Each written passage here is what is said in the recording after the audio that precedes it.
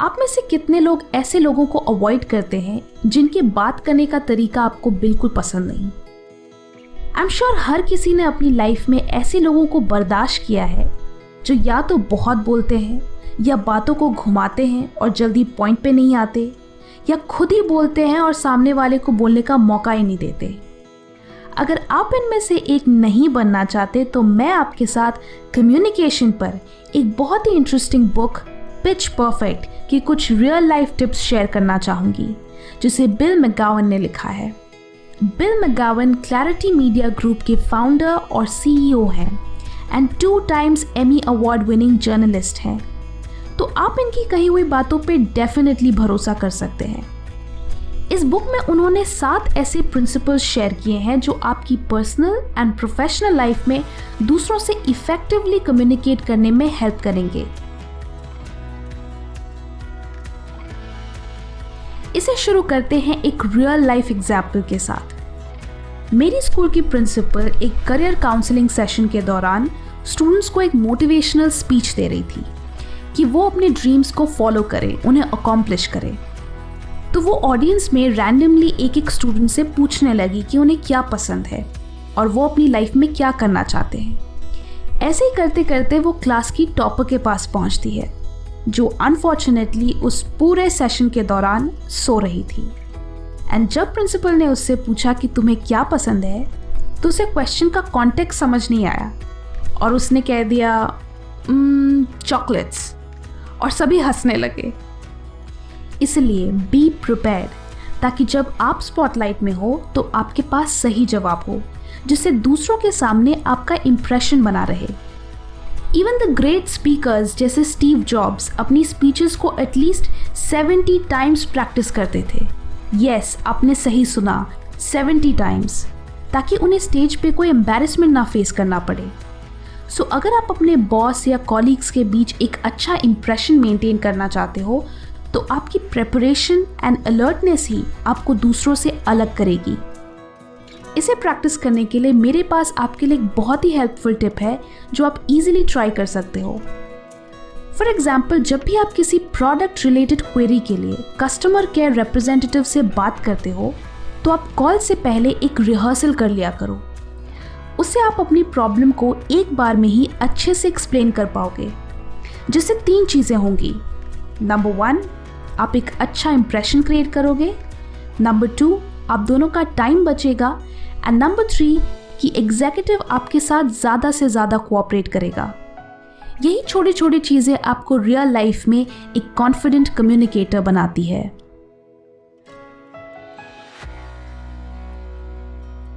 जब भी आप किसी कॉन्वर्सेशन या प्रेजेंटेशन की शुरुआत करते हो, तो आपको यह डर रहता है कि कहीं आपकी ऑडियंस बोर ना हो जाए।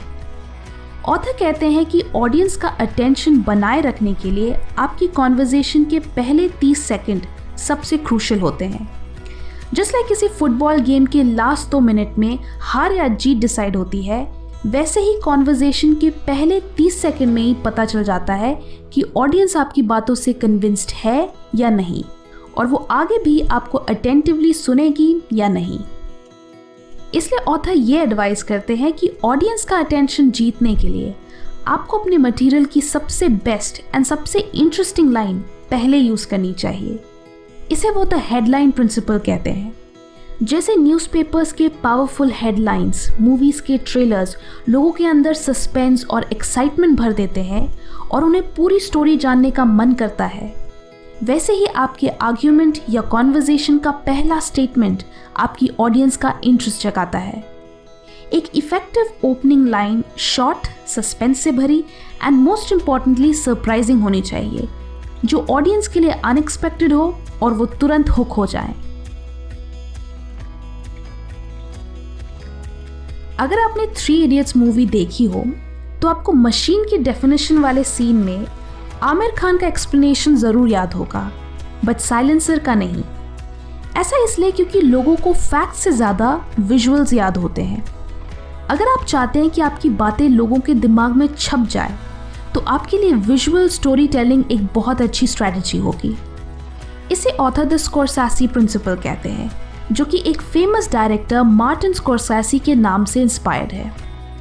ऑथर कहते हैं कि आपको खुद एक डायरेक्टर की तरह ऑडियंस को अपनी स्टोरी विजुअलाइज एंड फील करने पर मजबूर करना चाहिए, जिससे उनका फोकस बना रहे और वो एक्सप्लेनेशन भी इजीली समझ जाए। चाहे आप उन्हें एक इंटरेस्टिंग वीडियो दिखाओ या उनके दिमाग में एक सीन क्रिएट करो, स्टोरी टेलिंग से लोगों के लिए वो बात यादगार बन जाती है। जब भी लोग अपना ओपिनियन शेयर करते हैं तो कई बार वो एक्साइटमेंट में अपने पॉइंट को ओवर एक्सप्लेन करने लगते हैं या पॉइंट पे आने में बहुत टाइम लगाते हैं, जिससे ऑडियंस का इंटरेस्ट खत्म हो जाता है। आप अपनी ऑडियंस की बोर्डम खत्म कर सकते हो अगर आप अपनी एक्सप्लेनेशन रिच एंड ब्रीफ रखो। अगर आप कम बोलकर अपनी ऑडियंस को एक इफेक्टिव मैसेज देते हो तो लोग भी उस चीज़ को अप्रिशिएट करते हैं कि उनका ज़्यादा वक्त भी बर्बाद नहीं हुआ और उन्हें कुछ नया जानने को मिला। ऑथर ने इसे द पास्ता सॉस प्रिंसिपल का नाम दिया है, यानी अपने एक्सप्लेनेशन को बॉयल डाउन करके सिर्फ इम्पोर्टेंट चीज़ें ही कम्युनिकेट करो ताकि वो शॉर्ट एंड इफेक्टिव हो।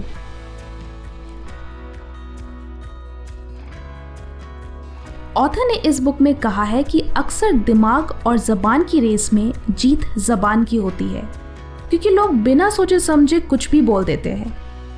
जब आप बोलते बोलते आम करते हो, देन दैट मीन्स कि आपकी ज़बान को नहीं पता कि आपको आगे क्या बोलना है। इसलिए पहले सोचो फिर बोलो, एंड अगर तुरंत बोलना ही हो तो धीरे धीरे कम शब्दों में बोलो। इससे सामने वाले को आपका मैसेज कॉन्फिडेंट एंड श्योर लगता है। ऑल्सो आप हड़बड़ी में कुछ गलत बोलने से भी बच जाते हो। इसे ऑथर द नो टेल गेटिंग प्रिंसिपल कहते हैं, जिसका एसेंशियली मतलब ये है कि बोलने से पहले सोचो। इसलिए कम्युनिकेशन के दौरान पॉजेस लो, अपना टाइम लो, जिससे आपको अपने थॉट्स को स्ट्रक्चर करने का मौका मिले। डील्स और मीटिंग्स तभी सक्सेसफुल होती हैं जब आपकी बातों में कॉन्फिडेंस झलकता है, जब आप उसे पूरे कन्विक्शन के साथ कहते हो कि आपको अपने ओपिनियन या अपने जजमेंट पे पूरा भरोसा है। तो जब भी आप बात करें तो उसे पूरे कन्विक्शन और सर्टेनिटी के साथ कम्युनिकेट करें। आपके eyes, words, posture and tone of voice से आपका विश्वास झलकना चाहिए, ताकि सुनने वाला आपकी बातों से तुरंत कन्विंस हो जाए। हम सभी ऐसे लोगों से फेमिलियर हैं जो सिर्फ बोलने में इंटरेस्ट रखते हैं, सुनने में नहीं। शायद वो ये इंटेंशनली ना कर रहे हो, बट इससे सामने वाला इंसान इनसिग्निफिकेंट फील करता है। बट वहीं अगर आप दूसरों की बातों को जेन्युइन इंटरेस्ट के साथ सुने, उनसे एक आध क्वेश्चंस पूछे, उनके ओपिनियंस को कंसिडर करें, तो अगला इम्पॉर्टेंट फील करता है। इसे ऑथर ने द क्यूरियोसिटी प्रिंसिपल का नाम दिया है कि आप भी दूसरों के ओपिनियंस और आंसर्स के लिए क्यूरियस रहो। इसे सामने वाले को आपके साथ डिस्कशंस करने का मन करेगा एंड वो आपके भी इनपुट्स को कंसिडर करेगा। Always remember, the most powerful person in a room always speaks the least. So इस चीज़ को ध्यान में रखो और दूसरों की भी सुनो। कम्युनिकेशन एक बहुत ही इंपॉर्टेंट लाइफ स्किल है जो आपके personal as well as professional life में काम आती है। कई लोग ये मानते हैं कि अच्छी कम्युनिकेशन स्किल्स होने के लिए आपकी इंग्लिश अच्छी होनी चाहिए, बट ये एक मिसकंसेप्शन है। इंग्लिश एक लैंग्वेज है और कम्युनिकेशन एक स्किल है। आप चाहे किसी भी भाषा में फ्लुएंट हो, आपको अपनी बातों को कॉन्फिडेंटली एक्सप्रेस करना आना चाहिए। कमेंट करके बताएं क्या आपके डिस्कशंस आर्ग्यूमेंट्स में कन्वर्ट हो जाते हैं। वीडियो अच्छी लगी तो लाइक करें एंड बहुत अच्छी लगी तो शेयर भी करें। Thank you and stay focused.